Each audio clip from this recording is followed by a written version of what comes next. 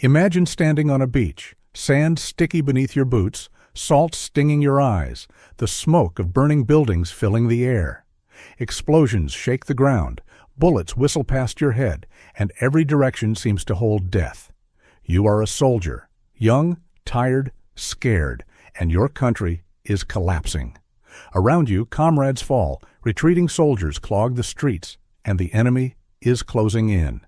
This is Dunkirk, May 1940, and against all odds, over 300,000 soldiers would escape. The miracle at Dunkirk wasn't simply a military operation. It was a story of desperation, courage, improvisation, and hope.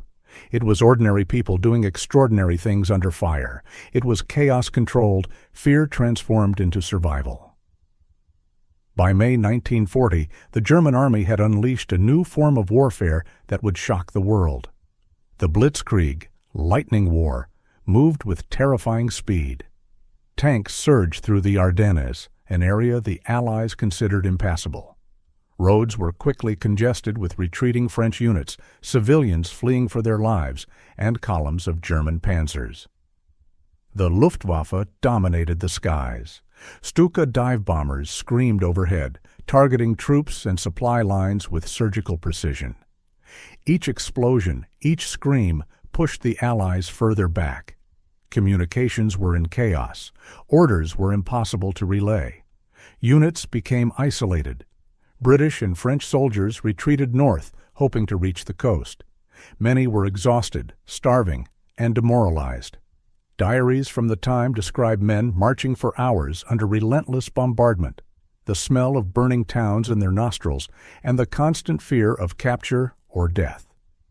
The retreat was not just physical, it was psychological warfare in its purest form. The German plan was methodical. By cutting off Allied forces from supply lines, the Nazis aimed to encircle and destroy them before evacuation could be possible. Panic spread quickly. Soldiers abandoned equipment, vehicles were left in roads, and towns became scenes of chaos. The stage was set for a desperate stand on the beaches of Dunkirk. Dunkirk was a narrow coastal town with shallow beaches, unsuitable for large naval vessels. By early May, thousands of soldiers were stranded, their backs to the sea and the enemy advancing from the land. The sand was littered with abandoned rifles, helmets, and personal belongings. Soldiers waited for evacuation, often for hours, exposed to air attacks. The roar of dive bombers overhead was unrelenting, and artillery from the German lines shelled the beaches. Many dug makeshift foxholes or trenches in the sand, using whatever debris they could find for cover. The stench of sea, oil, and death filled the air. Yet amidst the desperation, soldiers displayed remarkable resilience. Wounded men were carried by comrades. Improvised medical stations were set up on the beach, and small groups maintained order as best as they could. One private wrote in his diary, "Every moment we survived felt like a miracle. Each man who made it off that beach was a story worth telling." The scale of the disaster was overwhelming. Around 400,000 men were trapped. Supplies were scarce, food and water ran out quickly, and morale was low. The soldiers' only hope was for ships to reach the beaches, a task that seemed increasingly impossible under constant German fire. The Royal Navy faced a logistical nightmare. Destroyers and larger ships could not approach the beaches directly due to shallow waters. Mines littered the channels. Luftwaffe attacks made every approach deadly. Despite this, admirals organized fleets to maximize the evacuation. Minesweepers cleared paths under fire. Destroyers risked everything to ferry soldiers to safety.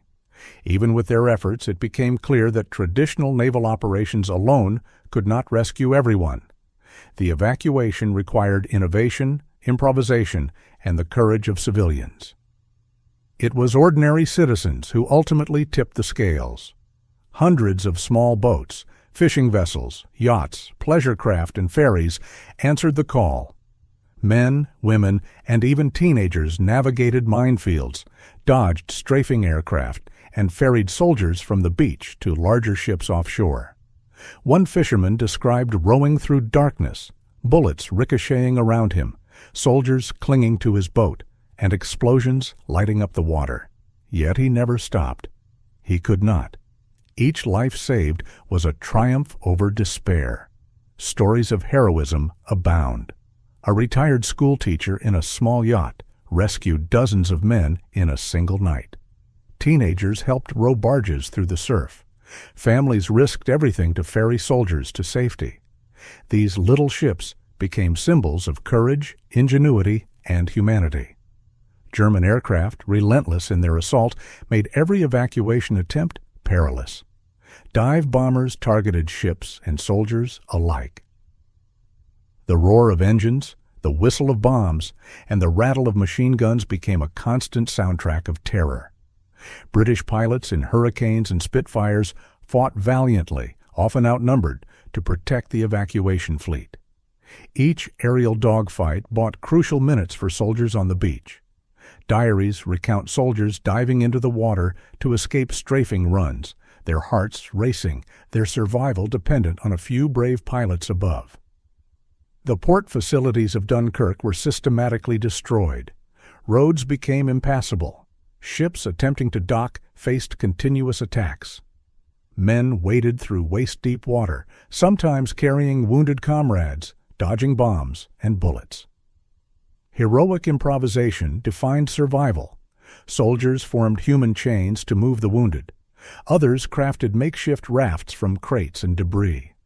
Civilians in small boats navigated in near darkness, using smoke screens and quick maneuvers to avoid enemy fire. Even as lives were lost, the collective effort never ceased. Courage persisted amidst chaos. Survival depended on determination, luck, and human ingenuity. Against staggering odds, over 338,000 troops were evacuated across 9 days. Coordination between the Navy, Army, and civilians turned despair into success. Small boats ferried soldiers to destroyers, ferries, and minesweepers, each journey a small miracle. Injured soldiers were rescued, sometimes pulled from the water after being hit by bombs. Boats capsized and were righted. Sailors and civilians alike risked death at every turn. Each life saved was a testament to planning, improvisation, and bravery.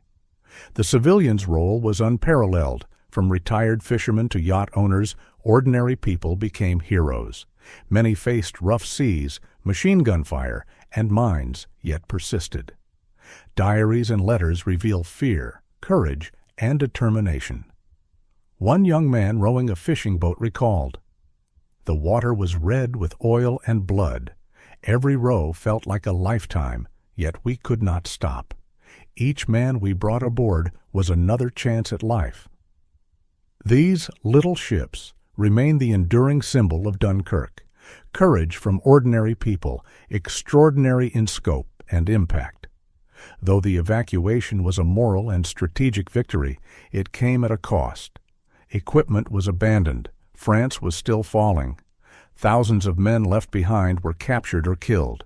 Yet the successful evacuation preserved the bulk of Britain's army. The event boosted morale and provided hope. Britain now had a fighting force ready for the next phase of the war. Strategically, Dunkirk delayed the German advance, buying precious time. It became a symbol of resilience, courage, and the capacity to survive against overwhelming odds. Soldiers who survived would fight again. Commanders and civilians alike remembered the bravery, ingenuity, and human spirit that defined those 9 days. Dunkirk was more than an evacuation. It was a story of human courage, endurance, and ingenuity.